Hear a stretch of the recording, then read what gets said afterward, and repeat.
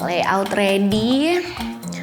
Host harus cantik karena narasumbernya pasti ganteng-ganteng. Hai BNS Squad, jangan lupa tonton keseruan BBC hari ini. Pastinya bareng Fanny. Like, comment, subscribe. Jangan lupa.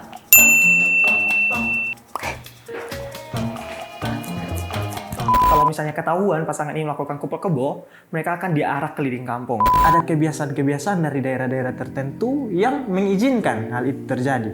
Tidak bisa seperti itu menurut saya. Why tidak bisa seperti itu? Tidak bisa seperti itu karena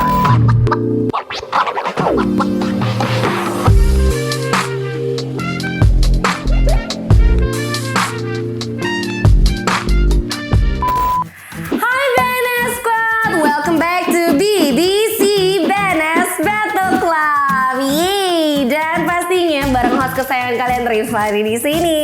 Ya, hari ini seperti biasa kita akan memperdebatkan satu isu atau topik yang sangat menarik pastinya. Dan spesial di setiap episodenya selalu kita punya dua narasumber yang akan memberikan point of view yang berbeda. That's why program kita paling beda. Sorry. Oke, dan hari ini topik kita yaitu tentang apa ya? Ini juga hasil requestan dari kalian sih, karena banyak yang merasa bahwa Kak, ini belum pernah diperbincangkan ya. Yang belum pernah diperbincangkan akan kita bincangkan di sini ya. Dan hari ini topiknya yaitu kumpul kebo. Oke, boleh tepuk tangannya.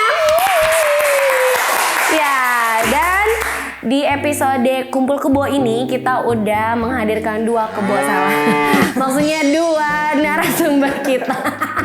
Gini nih ya.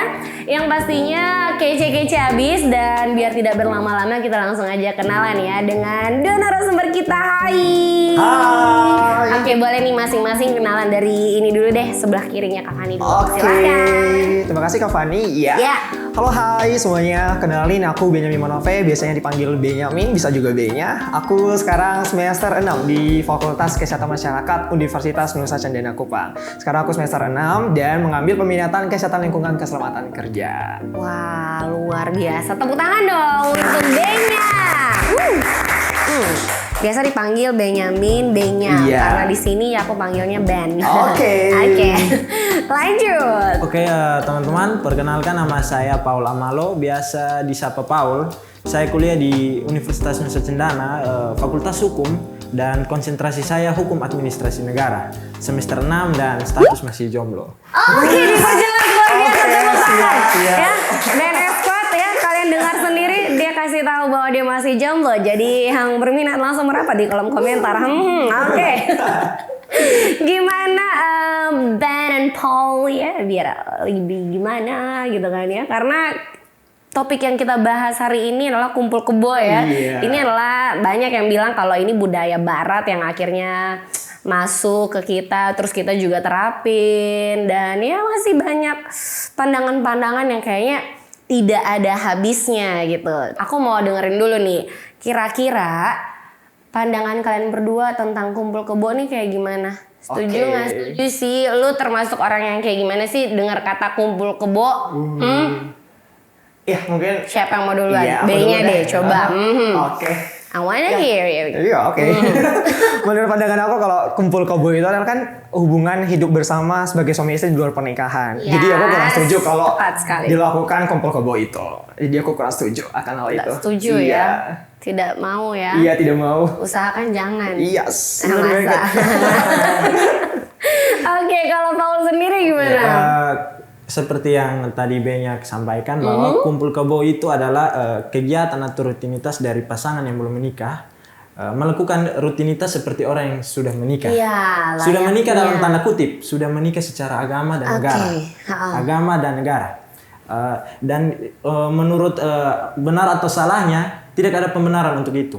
Dan untuk kesalahannya pun tidak ada yang dapat dipermasalahkan antara kumpul kebo, karena hingga pada saat ini pun masih ada yang melakukan itu dan belum ada yang menentang. Iya, that's why kita bahas di sini di BBC pastinya BNS Battle Club. Dan dari sini aja udah ketahuan kalau kamu tuh kayaknya kontra banget Iya, sama kontra topik banget, yang ini ya. iya. Dan sebaliknya kamu malah yang pro aja sih, nggak kenapa-napa tuh.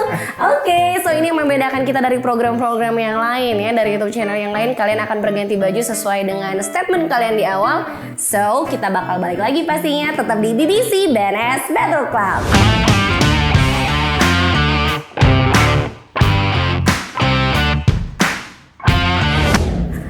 Oke BNS Squad, bisa kalian lihat kedua narasumber kita sudah berganti kostum. Tada!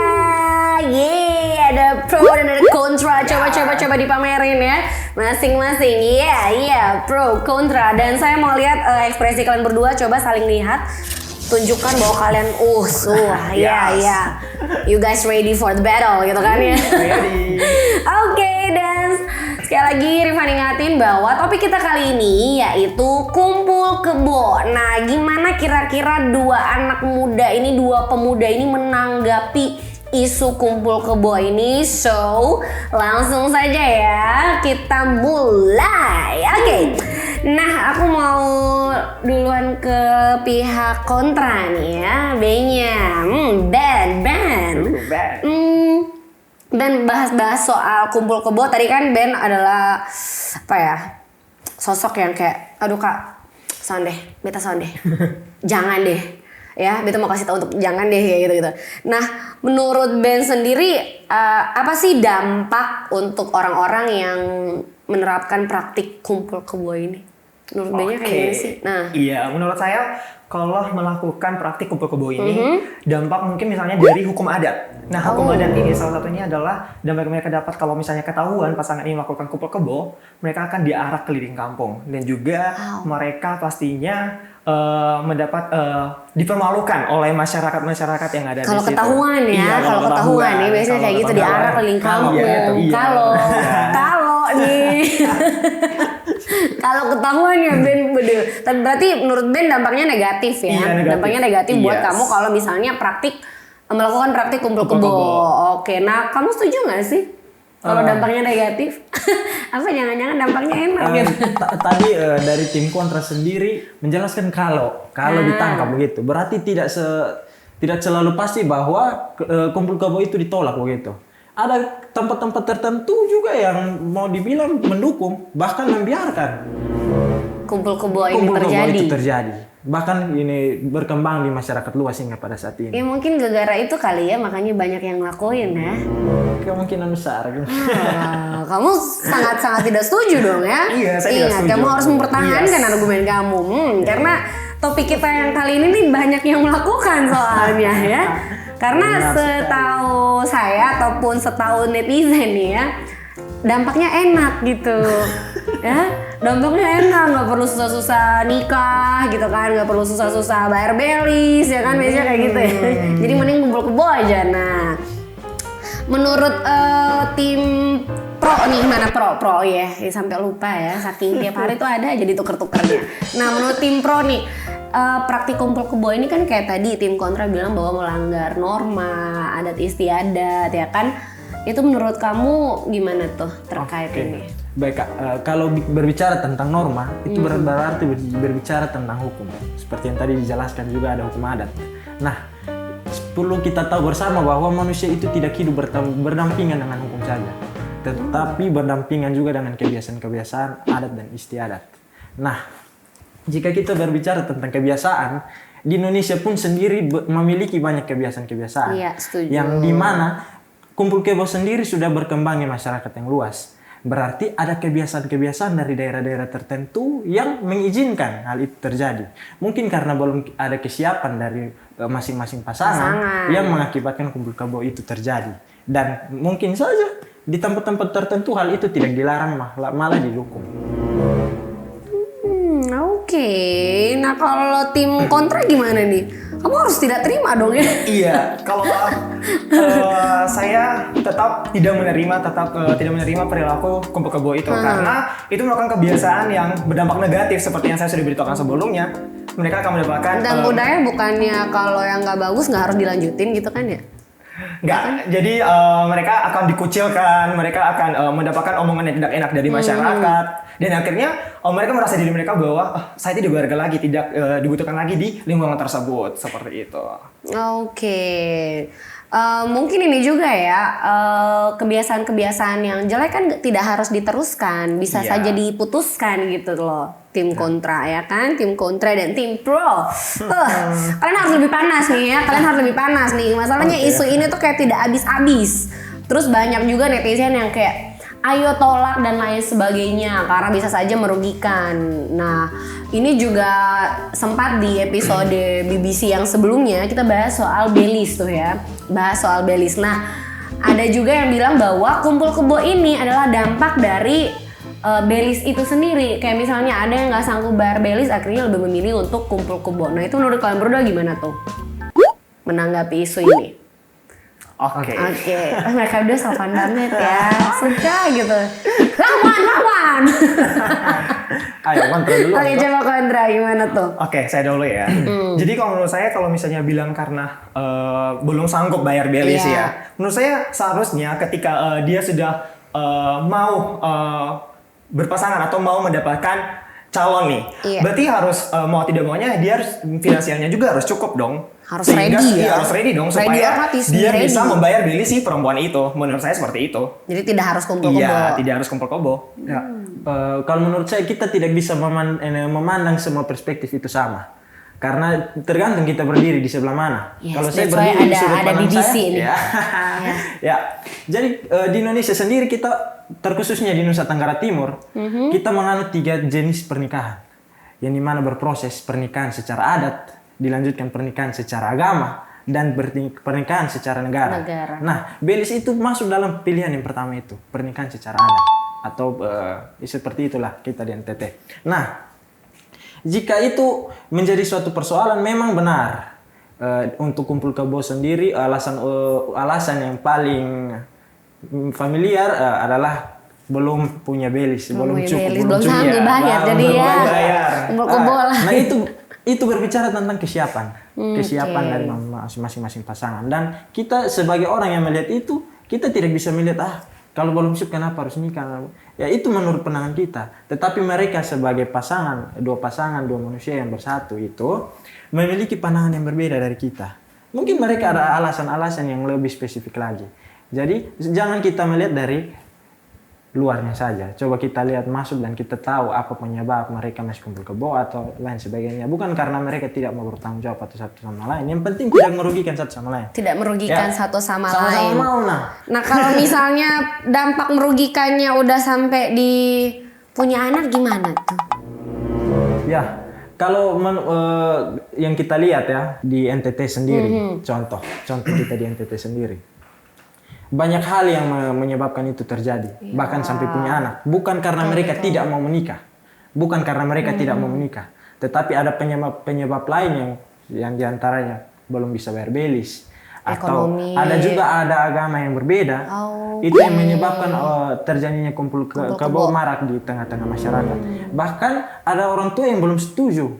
Padahal kedua anak ini sudah mau siap, nih, sudah siap, gitu. bisa dibilang mantap. Wah. Jadi menjadi masalah kecuali mereka telah punya anak dan mereka tidak mau bertanggung jawab atas anak tersebut. Oke, itu yang jadi Kalau menurut masalahnya saya. ke situ. Nah, kalau menurut tim kontra, kenapa nih sampai ngekontra banget nih? Apakah praktik kumpul kebo ini ada pidananya apa gimana gitu? Atau ada sesuatu yang bikin jangan dong, jangan. Nggak boleh, mendingan jangan kayak gitu. Iya baik, kalau menurut saya sih pastinya ada di pidana ya, yang saya tahu bahwa terdapat dalam RKUHP ya, atau rancangan undang-undang hukum pidana itu adalah di mana setiap orang itu yang melakukan hubungan di luar nikah sebagai suami istri belum sah itu mereka sudah didenda penjara dan juga membayar 10 juta kalau tidak salah ya, yang saya tahu. Kamu tidak setuju ya bahwa hal ini harus dilakukan karena ya bisa membahayakan orang-orang Iya, yang benar. kumpul Iya, kebo ini iya, betul. sendiri Iya. gitu kan? Siapa tahu pas lagi kumpul kebo digerebek gitu kan, Iya, kan digerebek. banyak banget di kos-kosan yang kumpul kebo digerebek kayak gitu. Nah, pas dicek udah nikah belum nikah, Iya, wah. benar banget. Itu kan bahaya Akhirnya juga, kan? dihukum. Nah, Iya. gimana tuh? Kalau tim pro melihat ini kayak gimana? Berbicara tentang pidana berarti ilmu saya. Oh, aduh, wadidaw. Tadi dijelaskan RUU KUHP. Itu masih menjadi sebuah rancangan yang belum ditetapkan menjadi Oh, undang-undang. jadi belum ada ya? Belum ada. Belum ada. Itu masih menjadi rancangan. Oh, that's why itu jadi problem nih. Jadi belum bisa dipastikan apakah itu sah atau tidak dan bisa dipakai di masyarakat atau tidak. Nah, sejauh ini belum ada aturan yang lebih spesifik untuk mengatur tentang kumpul kebo. Yang mendekati yaitu persinahan dan perselingkuhan saja. Tetapi harus kita tahu bahwa perselingkuhan itu adalah jika salah satu pihak itu telah mempunyai hubungan yang resmi. Oke, saya interupsi. Tadi dikatakan bahwa perzinahan. Ya, kan menurut saya kalau kumpul kebo itu juga merupakan perzinahan karena belum Pasti belum zina masuk nggak dalam sih? Bisa saya potong? Pasti bakal zina nggak? Bisa saya Boleh di sini Nah. tertera. Di sini nggak ada aturan debat. Oke. Jadi kalau kumpul kebo itu konsepnya seperti apa dulu yang kita bahas ini? Iya. Kalau ini membahas tentang dua orang yang melakukan hubungan seperti layaknya suami istri tetapi belum punya pasangan yang resmi, Iya. itu tidak bisa dijadikan sebuah persinahan. Tidak bisa dibilang itu adalah persinahan. Persinahan kecuali ada salah satu pihak yang atau kedua belah pihak telah mempunyai hubungan yang resmi, contoh pernikahan. Kalau dua jomblo, saya jomblo, dia jomblo, kami Dan berdua mau, ya dan udah mau. gitu. Boleh begitu. interupsi. Tapi kalau misalnya mereka tidak, misalnya cuma cowok yang mau tapi ceweknya tidak mau, itu bagaimana? Berarti itu bukan kumpul kebo. Kumpul kebo konsepnya itu adalah dua-dua sama mau. Tidak bisa seperti itu menurut saya. Kalau Why tidak bisa seperti itu? Tidak bisa seperti itu karena kita juga harus melihat dari sisi lain bahwa biasanya yang saya ketahui bahwa kumpul kebo ini ada yang salah satu pasangan ini adalah cowoknya mau tapi ceweknya tidak mau. itu salah. Kalau misalnya ceweknya tidak mau, berarti itu bukan kumpul kebo, itu kekerasan seksual. Wah, Dipaksa. oke. Itu dipaksa, itu kekerasan seksual. Kalau kumpul kebo, mereka tinggal bersama masa salah satu tidak mau. Contoh, dua orang yang tinggal dalam satu rumah dalam jangka waktu yang panjang dan salah satu tidak mau, itu tidak bisa dikatakan bahwa salah satu tidak bersedia. Dan udah begitu. masuk kekerasan seksual ya, dan kita harus berbangga bahwa sekarang kekerasan seksual udah ada nih ya. Kita tepuk tangan dong. Ya, kita anak-anak muda yang mendukung akhirnya jadi nih ya, finally ya. Wah, oke. Nah, ini kan banyak yang bilang, netizen bilang ya, teman-teman dan BNS Squad juga pada bilang kalau budaya kumpul kebo ini sebenarnya budaya luar yang akhirnya ditiru oleh anak-anak muda zaman sekarang gitu. Dan karena nggak ada hukum pidananya kayak tadi yang tim pro bilang, that's why mereka kayak ya udah asik-asik aja kayak gitu. Nah, itu gimana nih kalian menanggapi hal ini? Oke, saya duluan ya. Ya, oke. Jadi begini, hukum itu lahir dari kebiasaan. Kalau kita lihat definisi hukumnya, hukum adalah seperangkat norma yang berisi aturan dan larangan, yang dimana aturan dan larangan itu disertai dengan sanksi. Oke, jadi jika kita lihat tentang kebiasaan-kebiasaan Barat, jelas. Bisa saja kita menganut kebiasaan Barat karena kita adalah zaman yang dimana kita dijajah. Kita adalah negara yang dijajah. Jadi kebiasaan turun-temurun dari nenek moyang bisa saja menganut budaya tersebut sehingga dari kampung-kampung, wilayah-wilayah tertentu yang menganut kebiasaan-kebiasaan ini. Oke. Kalau tim kontra gimana nih? Kalau dari saya sih, Apakah sudah mulai melemah pendapat kamu perkara tim pro kayaknya jago Ayo, pro. banget sama kumpul kebo gitu? saya jago banget ya terkait kumpul kebo ini ya. Ya, karena mungkin pandangan-pandangan tadi itu dia ya, yang misalnya banyak netizen juga yang kayak ya udah sih sah-sah aja urusan-urusan kita kenapa ikut campur kayak gitu. Betul. Cuman mungkin ada yang istilahnya banyak juga yang resah terkait kumpul kebo ini karena banyak netizen yang kayak come on, kenapa dibiarin kayak gitu? Kenapa justru anak-anak muda tidak melawan dan lain sebagainya? Itu tim kontra gimana tuh? Ya kalau yang kita tahu kan budaya kita merupakan nilai kebangsaan, sedangkan budaya kita sendiri kan itu ada nilai kesopanan, nilai kesusilaan, nilai agama kan. Pastinya kita juga harus ikutin nilai-nilai tersebut yang ada di Indonesia ini, bukan mengikuti budaya Barat yang seperti itu. Karena budaya Barat kan sudah menjadi kebiasaan mereka seperti itu. Nah tadi kan kita udah banyak bahas nih ya, tim kontrol juga udah kasih pandangannya, tim pro juga, karena memang bener banget sih banyak yang tidak setuju juga ya dengan kumpul kebo ini, praktik kumpul kebo. Nah tim pro, ente kan setuju nih ya? Ente kan setuju nih. By the way, jomblo kan ya? Ada niatan kumpul kebo gak sih? Untuk niat, untuk saat ini belum. Oh, untuk saat ini belum. Tidak tahu besok.